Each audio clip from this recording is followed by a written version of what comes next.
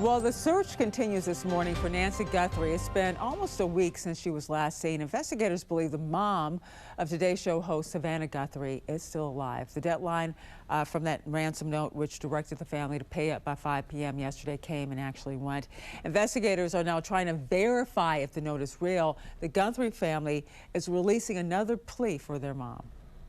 This is Camron Guthrie. I'm speaking for the Guthrie family.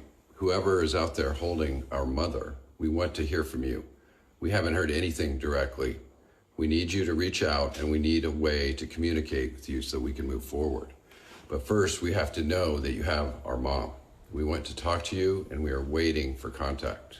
And authorities did make one arrest in this case. It was a person in California accused of trying to capitalize on the family and wrote their own fake ransom note to the Guthrie family in order to get paid. This morning, we're getting even more detailed timeline of the night that Nancy went missing, starting with this timeline back here, January 31st, 9:50 p.m. Nancy is dropped off at her home and her garage door closes. Then you have February 1st at around 1:47 a.m. Her doorbell camera is apparently disconnected. Then later at like 2:12 a.m., the surveillance software detects a person on camera. However, no video is available of that person. And then you have at 2:28, right down there, Nancy's pacemaker app disconnects from her phone. Then at 12:03 p.m., her family realizes she's gone and calls authorities. We're tracking all the latest details right here at the live desk. Breaking news out of Arizona as we end the 5th day of the frantic search for Today Show host Savannah Guthrie's mother, Nancy. Law enforcement giving an update on this case as the family posted a new video plea online just hours ago. Let's get straight to Ryan Smith at the live desk with those details. Ryan. Breaking tonight, the Guthrie family releasing a new second video tonight. This right here is a direct message from Savannah Guthrie's brother. Here he speaks directly to whoever has his mother tonight, pleading for her safe return. Take a listen. Whoever is out there holding our mother, we want to hear from you. We haven't heard anything directly. We need you to reach out, and we need a way to communicate with you so we can move forward. But first, we have to know that you have our mom. We want to talk to you, and we are waiting for contact. The video was posted around 5 p.m. Mountain Time, which was reportedly the first deadline in an alleged ransom note sent to TMZ and a local Tucson, Arizona TV station. Now tonight, still no suspects in the disappearance of Nancy Guthrie.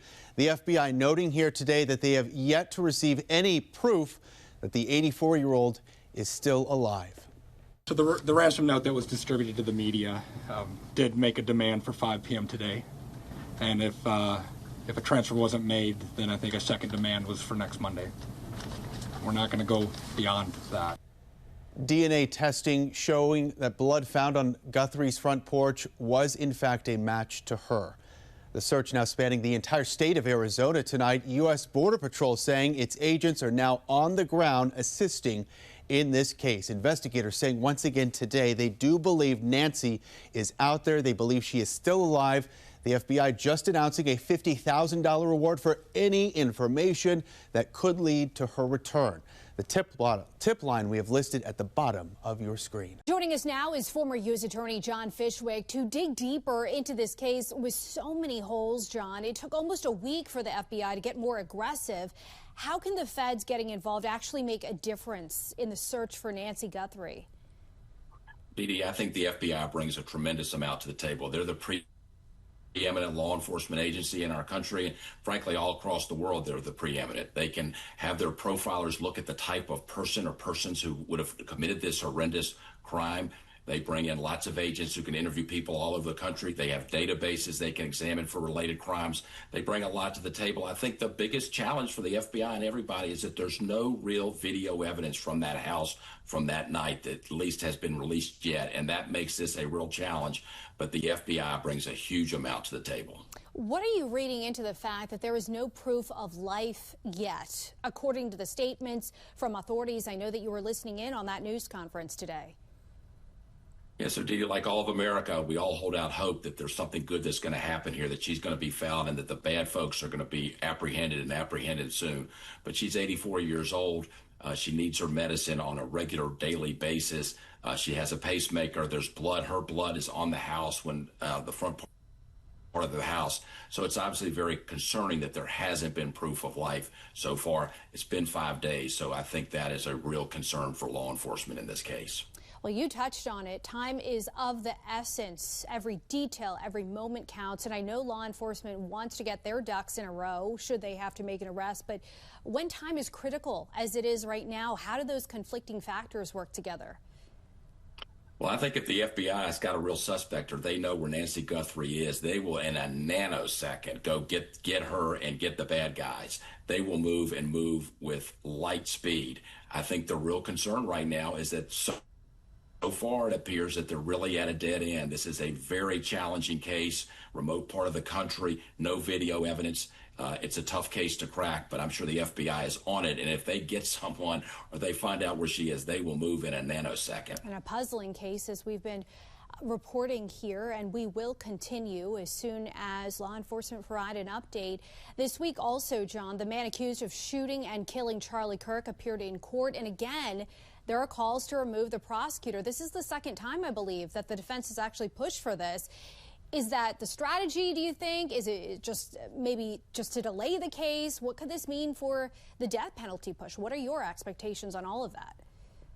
So, Didi, I think you're absolutely right. I think his legal team wants to do everything they can to delay this case because, after all, they say our client is facing the death penalty, so let's delay this trial as long as we can. So they're going to throw everything they can up against the board to see if anything sticks. The judge is not going to remove the whole prosecution team. Maybe one of the prosecutors will be removed, but the team is not going to be removed. But what this means is the judge and really the prosecutors, they want to be very careful and make sure that everything is done by the book because they know if Tyler Robinson gets the death penalty, there'll be years of appeals. The death penalty will not be off the table. These are just delays that his legal team is going to push on. Death penalty will remain on the table, but the judge, the prosecution, needs to make sure that everything is by the book so that from their standpoint, it's a fair trial and the results stand. Former U.S. Attorney John Fishwick, thank you for joining us tonight on the National News Desk to break all of this down. Thank you.